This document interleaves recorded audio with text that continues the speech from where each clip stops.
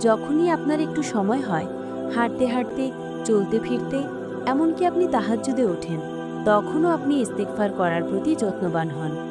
কিন্তু তারপরও আপনার জীবনে বিপদ, কষ্ট, টেনশন শেষ হচ্ছে না। এক সমস্যা যায়, আরেকটা চলে আসে। এক কষ্ট দূর হয়, আরেকটা শুরু হয়ে যায়। অসুখ-বিসুখ শেষ হচ্ছে না। জীবনের অন্যান্য সমস্যাও ঠিক হচ্ছে না। তাহলে আমাদের ভাবতে হবে, কোথাও না কোথাও আমরা নিশ্চয়ই ভুল করছি। কারণ যে ব্যক্তি ইস্তিগফার করে, তার জন্য এটা অসম্ভব যে সে এর ফল লাভ করবে না। তার দুশ্চিন্তা দূর হবে না, তার বিপদ-আপদ দূর হবে না, তার কষ্ট কমবে না। এটা হতে পারে না। কারণ ইস্তিগফার একটি অশেষ বরকতময় আমল। এটি একটি উন্মুক্ত দরজা। কুরআন কারিমে এবং নবীজি সাল্লাল্লাহু আলাইহি ওয়াসাল্লামের অসংখ্য হাদিসে এই বিষয়ে বর্ণনা রয়েছে যে যে ব্যক্তি ইস্তিগফার করে, আল্লাহ তাআলা তার দুশ্চিন্তা, টেনশন, বিপদ-আপদ, রোগবালাই দূর করে দেন, তাকে প্রত্যেক চিন্তা ও বিপদ থেকে মুক্তি দেন। হযরত ইবনে আব্বাস রাদিয়াল্লাহু তাআলা আনহু এই হাদিসের বর্ণনাকারী। নবী করিম সাল্লাল্লাহু আলাইহি ওয়াসাল্লাম ইরশাদ করেছেন, যে ব্যক্তি অধিক পরিমাণে ইস্তিগফার করে, আল্লাহ তাআলা তাকে প্রতিটি সমস্যা থেকে মুক্তির পথ দান করেন। আরও বলেছেন, যে ব্যক্তি ইস্তিগফার করে, আল্লাহ তাকে প্রত্যেক দুশ্চিন্তা থেকে মুক্তি দান করেন। এবং বলেছেন, যে ব্যক্তি নিয়মিত ইস্তিগফার করে, আল্লাহ তাকে এমন জায়গা থেকে রিজিক দান করবেন যেখান থেকে সে কখনো কল্পনাও করেনি। এমন জায়গা থেকে রিজিক আসবে যা তার ভাবনাতেও ছিল না। তাহলে যখন আমাদের প্রিয় নবী সাল্লাল্লাহু আলাইহি ওয়াসাল্লাম বলেছেন যে ইস্তেগফার এমন বরকতময় আমল যা চিন্তা দূর করে, কষ্ট দূর করে, বিপদ থেকে বের হবার রাস্তা তৈরি করে দেয়, রিজিকে বরকত দেয়, তাহলে কিভাবে সম্ভব যে কেউ ইস্তেগফার করে অথচ এর ফল পায় না? যদি আপনি ইস্তেগফার করছেন, তারপরও আপনি এর ফল পাচ্ছেন না, তাহলে আপনাকে ভাবতে হবে আমরা কোথায় ভুল করছি। মওলানা রুমি কি বলেন? তিনি বলেন, হে মানুষ, তোমার দুঃখ, কষ্ট, বিপদ আসে তোমার নিজের আমলের কারণে, তোমার চরিত্রের কারণে, তোমার ভুলের কারণে। তুমি যদি দেখো যে তোমাকে চারদিক থেকে দুঃখ, কষ্ট, রোগ, বিপদ ঘিরে ধরেছে, তখন বেশি বেশি তওবা করো, ইস্তিগফার করো, তখন আল্লাহ তাআলা তোমাকে মুক্তি দান করবেন।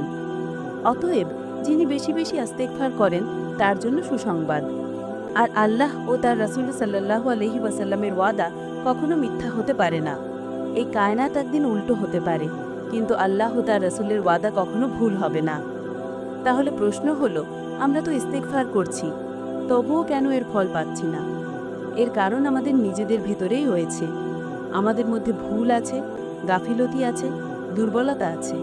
আমি ব্যক্তিগতভাবে ৩টি বড় ভুল লক্ষ্য করেছি, যেগুলোর কারণে মানুষ ইস্তেগফার করেও এর বরকত ও ফলাফল পায় না।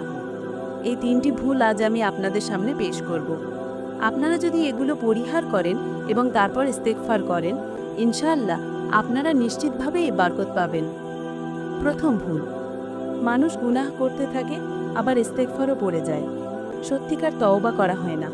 মিথ্যে বলা, প্রতারণা করা, হিংসা বিদ্বেষ, গীবত করা, সুদ খাওয়া, মানুষের উপর জুলুম করা, অন্যের হক মেরে দেওয়া, জিনিসে কারচুপি করা, এসব গুনাহ থেকে ফিরে না এসে ইস্তেগফার করা কি কাজে আসবে? এটা তো একরকম মজা করা হলো।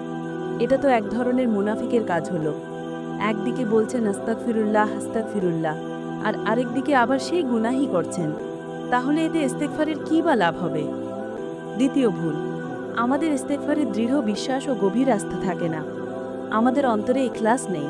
আর যখন ইখলাস থাকবে না, ইয়াকিন থাকবে না, তখন স্মরণ রাখুন, ইস্তেগফার উপকার করবে না।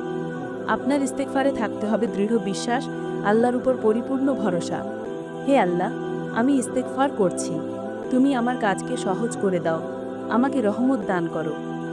তৃতীয় ভুল, অনেক মানুষকে আমি দেখেছি, তারা শুরুতে খুব আগ্রহ নিয়ে ইস্তেগফার শুরু করে, কয়েকদিন, হয়তো ১ সপ্তাহ বা ১০ দিন করে, তারপর সেটা ছেড়ে দেয়। তারপর বলে, ইস্তেগফার তো করলাম ১০ দিন, কোনো উপকার তো পেলাম না। তারা ইস্তেগফার ছেড়ে দেয়, হতাশ হয়ে পড়ে।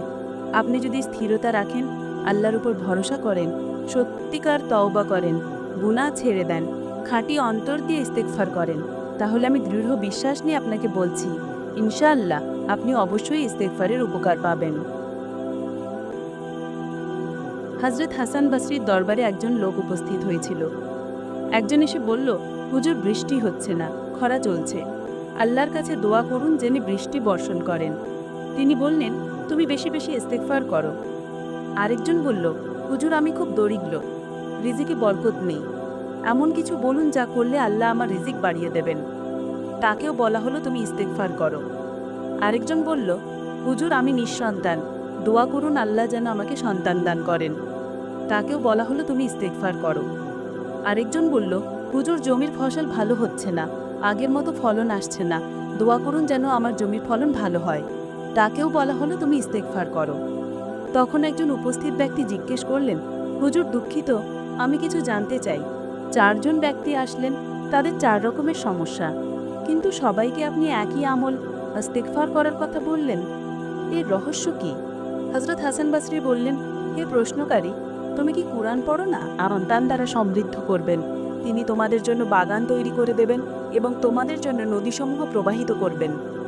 দেখো কুরআনে আল্লাহ স্পষ্ট বলছেন, ইস্তেগফার করলে বৃষ্টি হবে, রিজিক বাড়বে, সন্তান হবে, বাগান ফসল হবে, দুশ্চিন্তা দূর হবে। তাই দুনিয়ার যে কোনো বিপদ কষ্ট সংকট থেকে বের হওয়ার সবচেয়ে বরকতময় আমল হলো ইস্তেগফার।